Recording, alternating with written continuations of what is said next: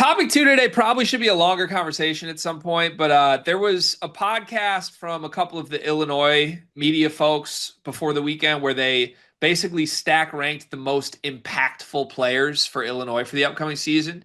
There were some interesting takeaways and outcomes from it. And then I also saw a similar exercise happened with Kentucky media this week where they asked the question, who is the most important player on Kentucky for this upcoming year? So I'd like to sort of consolidate those two ideas, most impactful player rankings, most important player rankings, and just bop around all of our teams we're most interested in and deliver who do we think the most important player will be. This doesn't necessarily mean who's the best player, who's going to lead the team in scoring or anything like that, but like who's the most pivotal player to the team's success this season, one way or another. Any questions on that before we just jump into teams?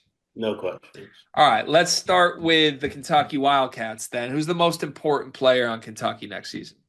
I think it's Jalon Lowe. Because I think they brought Jalon Lowe in. Obviously, it feels like Otega's going back, but they brought Jalon Lowe in just in case. Like we would love to have you back, Otega. We know you would love to be back, but it's okay because we have Jalon. I like that answer. That might be the upside answer for me. I'm going to give you the other answer. I think it's acquaintance. Number Yeah. one, his injury hangs over everything. Number two, he's the projected lottery pick here. If Quaintance truly becomes the superstar that NBA draft scouts think he can be and plays a full healthy season, I think it completely changes everything for Kentucky. But I think it's between those two. It's Quaintance and Lowe for sure. And I like your answer as well. Let's move to UConn next in the Big East. Who's the most important player for UConn? I mean Caravan. I Still? think I think it's still Caravan. He was last year. He comes back. I think his return, they were always going to be one of the best teams in the country, but his return kind of cements them as the top, one of the top teams. I think I'm going to surprise people here, and I'm going to say Terrace Reed because I think solo ball, Braylon Mullins, and Caravan are essentially what you had last year. Maybe better versions of themselves, but wings were great for UConn last year. It was point guard play and it was center play. Point guard, I was going to say Silas Demery, but you've got Malachi Smith too. If one of those two doesn't hit, you've still got another guy you like. To me, the season is going to come down to the five spot again. And last year, Terrace Reed was too inconsistent for UConn to be good. Can he give you good Terrace Reed 90% of the time? If he does, I eat my words and UConn is unbelievable. But if he's as inconsistent as he was last year, then we're wondering if Eric Ryby's ready or if he's not. I don't know. I think Terrace is the answer. Let's go to the Big Ten next. Illinois, who's the most important player? I have an answer I think is the correct answer for Illinois. Page this kid. No, I'm just kidding. Andre Stojakovic. I just think he's the best player on the team. I think when you're the best player on the team that is pretty much completely new, besides the Ivisic, the best player is the most important player. I think that's a good answer, and we should probably do a short on this later this week because Stojakovic was not the number one player in either of the two Illinois people who did the exercises list. So that shocked me. I was shocked. I'm going to give you a different answer that, based on their rankings and just general talking points, I think is going under the radar right now. I think it's Mihailo Petrovic. I think you brought this guy in to be your primary playmaker, and no one's really about him like that. Illinois people think Kylan is like the impact guy in the backcourt. I think you brought in Petro so that Kylan doesn't have to be that guy. If Stojakovic is playing well, to me, it's largely because Petro's creating shots for him.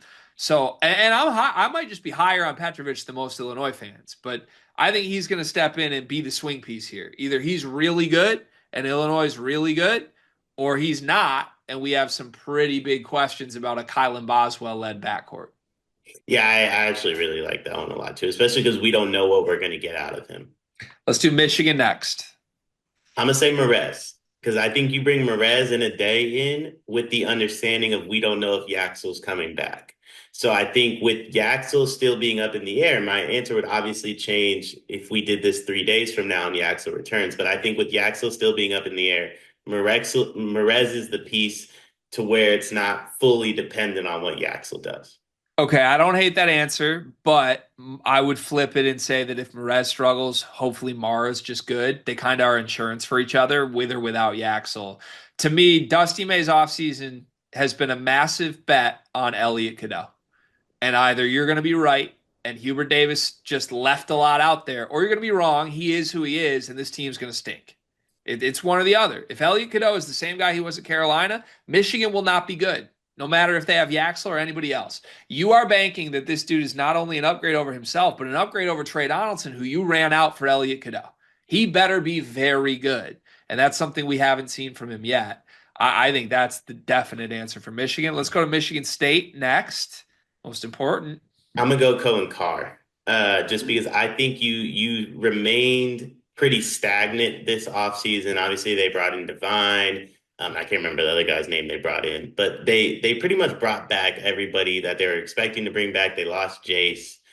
I think it's Cohen because when you look at this roster, Cohen's the guy that could take games over if he develops a little bit. Cohen's the NBA guy.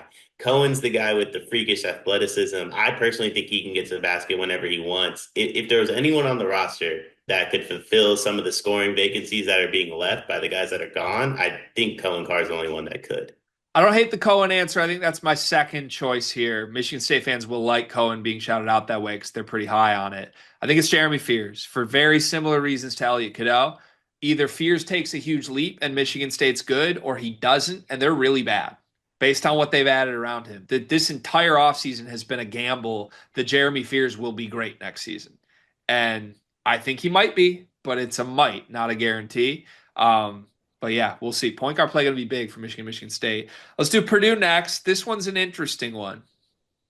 So I mean, Braden's the obvious answer, so I'm going to go away from Braden. Me too. I'm going to say Fletcher Lawyer. So I think Fletcher Lawyer, in the way the teams have been constructed in his tenure at Purdue, has had to take. He gets a lot of good looks. Don't get me wrong. He also gets some tough looks, and I think with Oscar Clough setting screens, with Braden not getting blitzed as much, with TKR around, Fletcher's going to get a lot of wide open looks. And I think you could see Fletcher Lawyer average close to 15 points just on wide open threes.